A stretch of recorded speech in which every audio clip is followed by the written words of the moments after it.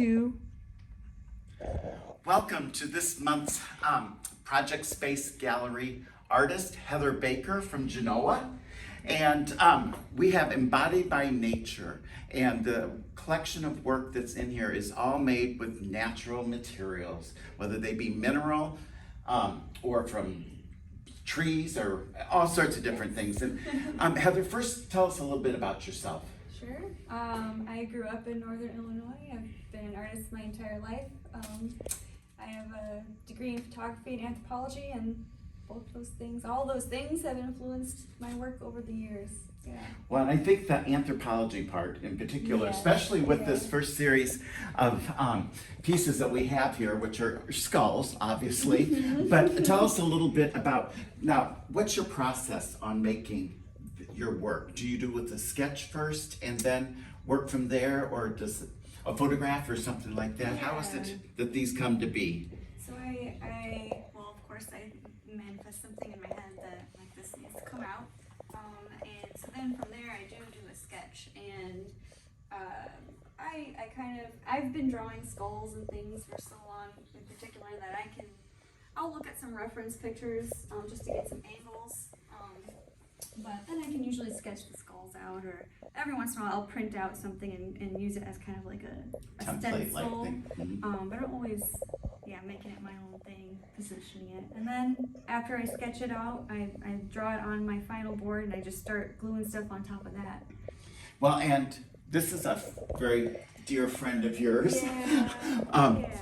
I forget the name of what this is. This is my girl. We had a connection. Explain who this is and the connection. So this is my ferret Boogie, who she passed away in 2012. So it's been like 11 years. But she was a very, very dear, special creature to me. Definitely spent a lot of time we just looked at each other and like played hide and seek. We had a deep connection. Her friendship was very, very important to me, and I just wanted to memorialize her in this piece. Well, and the image itself, it looks very much like it, but there is no fur on here. None of these have any animal parts or fur to them. Instead, what did you do with this one to get this? This is all the white. It looks like white fur is milkweed silks, which, if you're familiar with milkweed, in the fall the seed pods bust open, and it's the white silks that are carrying the seeds away in the air. I'm taking those and layering it to make it look like fur.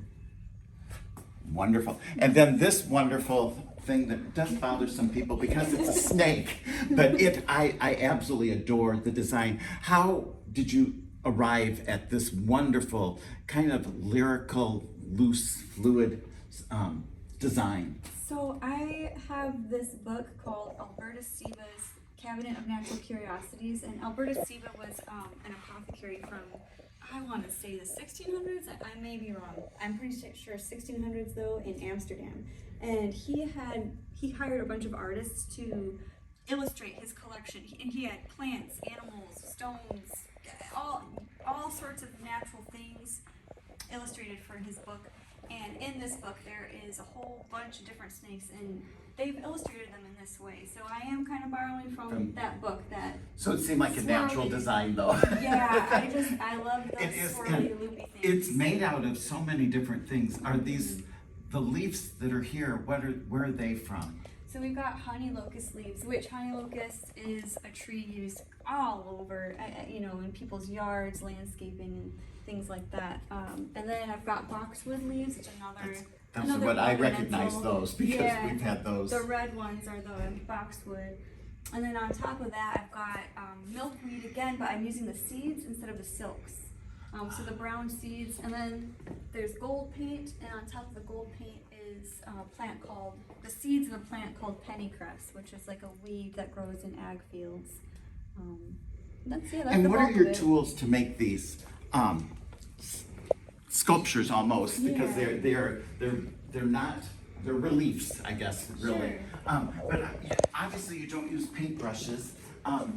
What kind of materials do you use? We have two mandalas here, which is, if people don't know, it's a circular iconic design that's culturally throughout the world. Yeah. And so you have these two. One is very precise, and the other one is much looser and has a more fluid again, kind of design to it. So I use tweezers and my hands mostly, and so tweezers are definitely helpful for gluing down all of these little grass seeds. This is grass seed that I'm using in here, and most everything. The pine cones I can glue down by hand, and I just use, right now I'm using Elmer's School Glue, a clear drying glue, I love and that it stuff. holds, Sorry. it holds really well, even the big rocks and stones and things, and I've shipped my art across the country, and it stays intact, and I always like bang on my art and make sure that it does, like, nothing's coming loose here, so. Not really precious. And then we have a double mandala here, which also though has two different minerals in the middle of them. If you can get up close, Shannon, and show. And what are those? So we've got pyrite, is the mineral in there. And then other than that, it's got more pennycrest seeds, more fountain grass seeds, and the red is from sumac, staghorn sumac, the berries. And what about the design that these are mounted on? When do you come up with that? Do you come up with that first, or does it build as you start to create your mandalas? So this one, it's kind of both. Like, I definitely knew I wanted two mandalas, and they're kind of got this like magnetic field pulling them together. But like, I knew I wanted two mandalas. The actual building of the mandala, it is more, I just go with the flow. Like, I don't have always a precise plan. Or I will sometimes, but it always changes anyway, so. Well, as most things do, as most things do. Now, this is your newest piece, literally, just hung and finished and brought today, just for the exhibition. And tell us a little bit about this, because this is almost a narrative. We have the skeleton, but then we have a mouse, and we have a little small mandala, or kind of sun-like burst up above. I'm glad it comes through as a narrative. It's okay, so I am an avid backpacker, outdoorsy person, and this piece really is about a moment that I experienced, and I feel like it's a little bizarre, but it happened. But I was sitting by a waterfall, very entranced, very much in the moment, and I looked at my hands, and for the littlest tiny split second, I felt like a mouse, and I can't say where that came from, but I was like, these are mouse hands, and like, I had a water bottle. I'm like, what is this? What are these clothes? And it happened so fast, and then I was like, that was crazy. So I just felt like I was in, like, well, it's a surreal moment. Thrown back to another time of like when I was a mouse in some past life, and it was triggered by the environment or something. So it's kind of a representation of that moment of being at the waterfall, being surrounded by all these beautiful rocks and stones, and I always like looking for mushrooms and things, and it just, everything came together, and I had Because this is by far your most narrative piece, I think, because it has a more of a cast of characters as opposed to just one singular circle. And then this one is just literally called mandala. But what all did you use in this one? More milkweed. Milkweed silks are by far one of my very, very favorite materials to use. I just love that silky shininess. Pyrite. Let's see, more sumac berries, more fountain grass. I've got round-headed bush clover seeds, and I'm forgetting some of the names of the seeds. Oh, it's cinquefoil seeds. The super uber tiny ones are from a plant called cinquefoil. It's a prairie plant. And then another prairie plant, actually more like a woodland plant. I'm using columbine seeds in there too.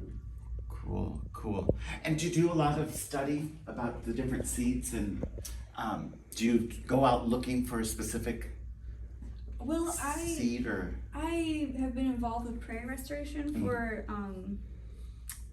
what year is it now? For like 13 years.